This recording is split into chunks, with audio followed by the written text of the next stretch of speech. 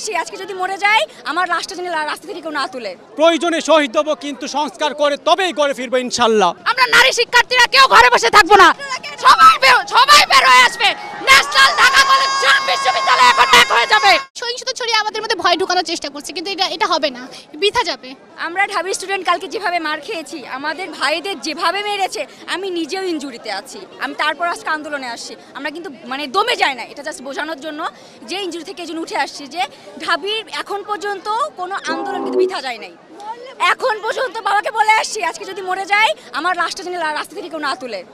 আমার ছাত্রদল যখন বিজয় উল্লাস নিয়ে বের হবে, আমাকেও তখন যদি বিজয় ঘোষণা করে আমার লাশটা যেন তারা দাফন করে।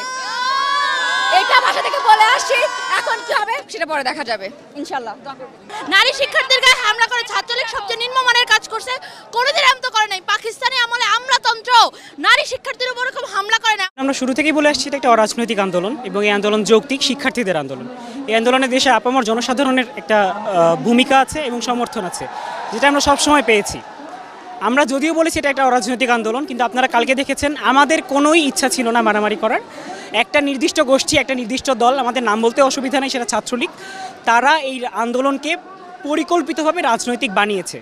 এবং আপনারা যদি দেখেন, গত পরশু মাননীয় প্রধানমন্ত্রী বলেছেন যে তিনি ঢাকা বিশ্ববিদ্যালয়ে এই লাঠি কিংবা ইটপাটকেলের বৃষ্টি, বন্দুকের ঝনঝনানি বাদ দিয়ে কলম তুলে দিয়েছেন, খাতা তুলে দিয়েছেন।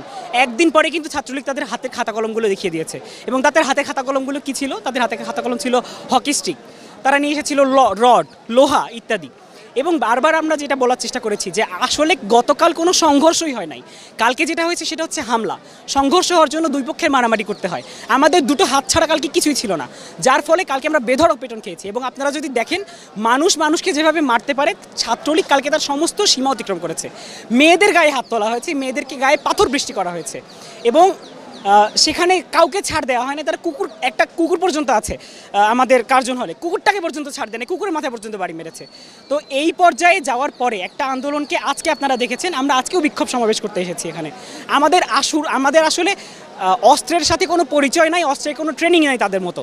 তারা শুরু থেকে অস্ত্রের সাথে পরিচিত, তারা নিয়মিত ট্রেনিং প্রাপ্ত। এবং আজকে তারা কি করেছে? আজকে আমরা আসার সময় দেখলাম তারা বিভিন্ন স্থান থেকে টোকাই ভাড়া করেছে।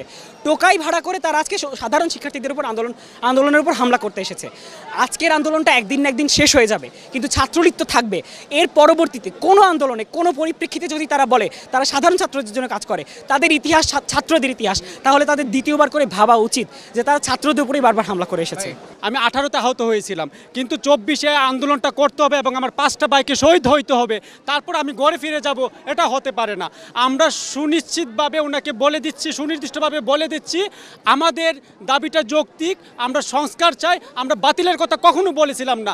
উনি বিরক্ত হয়ে গেলেন, বাতিল করে দিলেন, আবার কুটকে দিয়ে আবার নিয়ে আসলেন। আমার 5টা ভাইয়ের রক্ত আজকে আমার বাংলার মাটি রঞ্জিত করছে, সেই রক্ত বৃথা যেতে দেব না।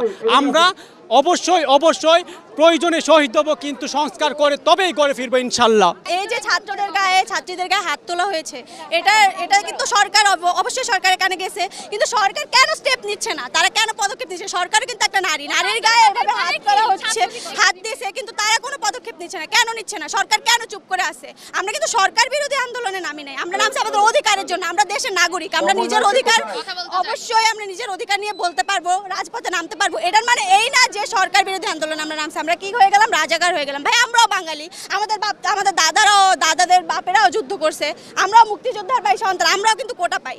কিন্তু আমরা কেন আসছি? আমরা যাতে মেধার মূল্যায়নটা হয়, এজন্যই আসছি, আর কিছুই না। আমরা ন্যাশনালের স্টুডেন্ট, আমরা এতদিন কিন্তু কেউই রাস্তায় নামি নাই, কিন্তু আজকে আমরা বাধ্য হয়েছি। কেন বাধ্য হচ্ছি? যে অন্যায়ভাবে, কেন? যেহেতু হলে মেয়েরাও সেফ না, ছেলেরাও সেফ না। এটা কি অন্যায় হচ্ছে? কোটার দাবি না মানতে পারতেন, আপনি একটা যৌক্তিক সমাধান দিতেন, কিন্তু কোনো সমাধান না দিয়ে এটা কোনো হামলা, এটা মানুষের উপর মেনে নেওয়া যায় না। আমরা নারী শিক্ষার্থীরা কেউ ঘরে বসে থাকবো না, সবাই বের হয়ে আসবে। ন্যাশনাল ঢাকা কলেজ বিশ্ববিদ্যালয় এখন এক হয়ে যাবে। ওরা ভাবছে যেভাবে সহিংসতা চালালে আমরা দমে যাবো, এটা হবে না। একজনই আমরা আরো দাঁড়াবো, আমরা কালকে আবারও দাঁড়াবো। এভাবে সহিংসতা ছড়িয়ে আমাদের মধ্যে ভয় ঢোকানোর চেষ্টা করছে, কিন্তু এটা হবে না, বৃথা যাবে।